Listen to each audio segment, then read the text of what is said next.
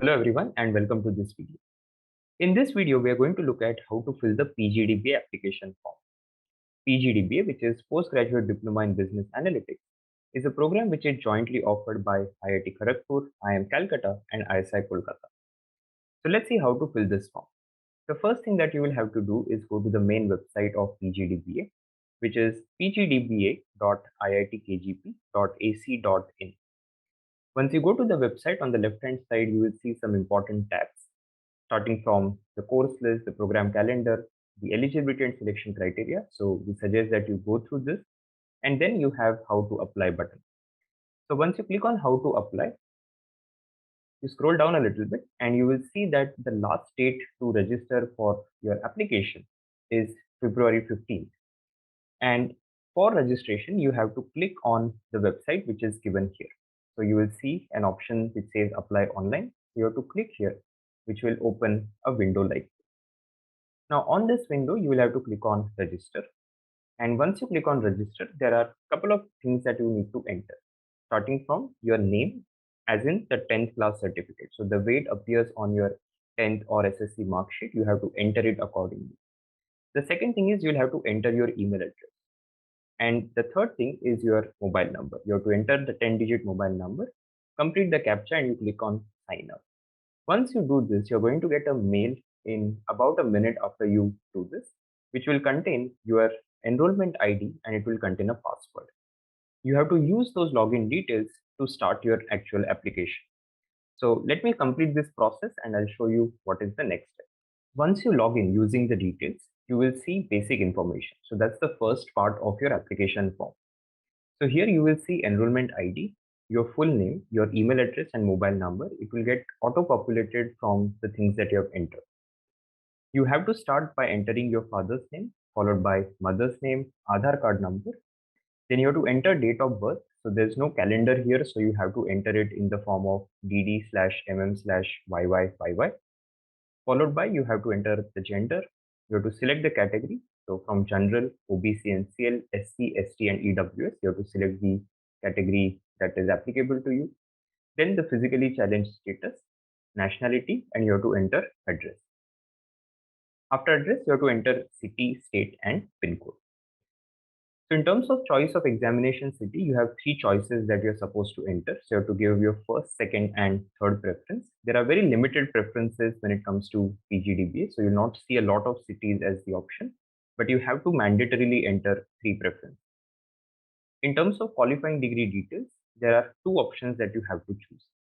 So you have to either choose from bachelor's degree in engineering or technology in the 10 plus 2 plus 4 or 10 plus 3 plus 3 or 10 plus 2 plus 5 format, or you have to select master's degree in science or commerce with a 10 plus 2 plus 3 plus 2 or BCom plus CA as the format. So you have to select the one which is applicable to you. So let's say you select bachelor's degree. You will then have to enter your institute, board or university, year of qualifying, your CGPA and CGPA/marks. So here there is an important note. First of all, in case of qualifying year is 22, enter current CGPA or percentage of marks. Do not round off CGPA or percentage marks to the next higher number. So you have to enter it exactly the way it appears. So for example, if you have to enter CGPA out of 10, you can select that and enter your CGPA here. If you want to enter your percentage out of 100, you can select that and enter your percentage marks obtained here. Now after this, you have to enter your 12th class or diploma details, which is grade or percentage marks obtained, year of passing, and board or university. The same fields are applicable for 10th class details as well. After this, you have to enter total experience in months. And here also they have given an important note that only full-time work experience will be considered. Do not include training or project work that you might have done as integral part of your curricular requirement. You have to state work ex after graduation only. And in case you are self-employed or in a family business and the company is not listed on BSc or NSC, you have to upload a self-declaration detailing the business, and you have to enter things like the turnover and profit and then the nature of your experience. So you have to enter all these things. And once you complete your application or this part of the application in all aspects, you have to click on freeze and proceed next. So let me complete this part and I'll show you what is the next one. From here, you will have to upload a series of documents. The first thing that you will have to upload is your photograph. In terms of photo specification, your photo has to be either a JPEG or JPG or PNG format, and the width and height has been specified as 200 for width and 300 as the height. Horizontal resolution and vertical resolution is also specified, so make sure that you adhere to the specifications that they have given. Very simple, straightforward step. Just upload your photo, and once you're done, you will get a message uploaded successfully. And after you do that, you have to click on freeze and proceed next. The next thing is uploading signature. So again, there are specifications given. The file formats are the same. Width and height is different this time. So make sure that you look at that specification and then only upload the document. So upload the document, click on upload signature, and then you will go to the next part. In the next step, you have to upload your Aadhaar card. So for Aadhaar card, only PDF will be accepted and your file size has to be less than 150 KB.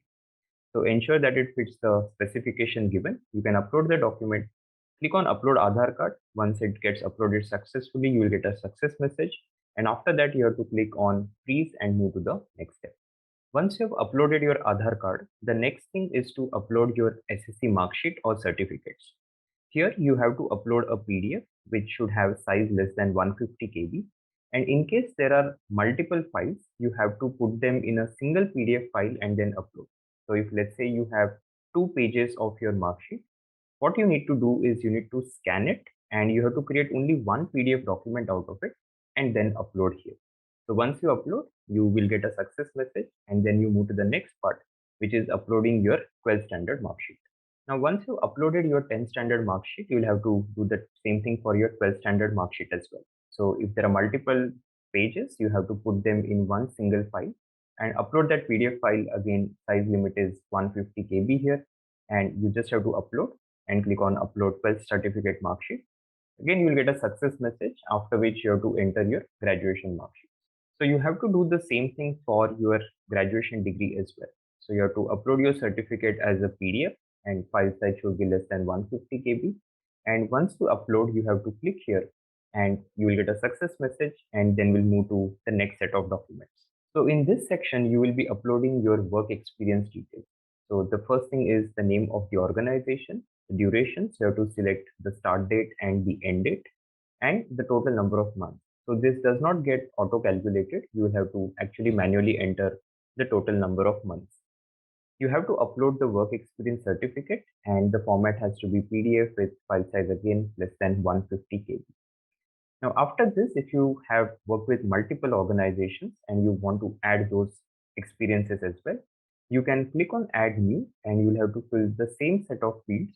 Again, upload the document for that particular employer and keep on doing this for all the employers that are there. If you have only one, then of course you do it only once. You upload all of these documents and then you move to the next step. Now, in case you belong to a category, you will also have a step wherein you have to upload your category certificate. Again, it is on similar lines, so you have to upload a document there and click on upload and then freeze to move to the next step. In the next step, you will see mobile verification. So here it will show you that your mobile number is not verified. So what you need to do is click on this button which says go to mobile verification page. Once you click here, you will see your enrollment ID and your mobile number that you had given at the beginning of the application form filling.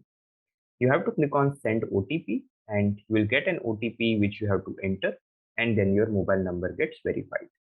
So after you are done with your mobile verification, the only thing that remains is the payment. You can use debit card, credit card or net banking to complete the payment process. And once you are done, you have completed your PGDBA application. In the description of this video, you will find a document containing detailed guidelines. So in case you want to go through it, you can do that. We hope this video has helped you. And in case you haven't subscribed to the channel, please make sure that you subscribe. Wish you guys all the best for PGDBA.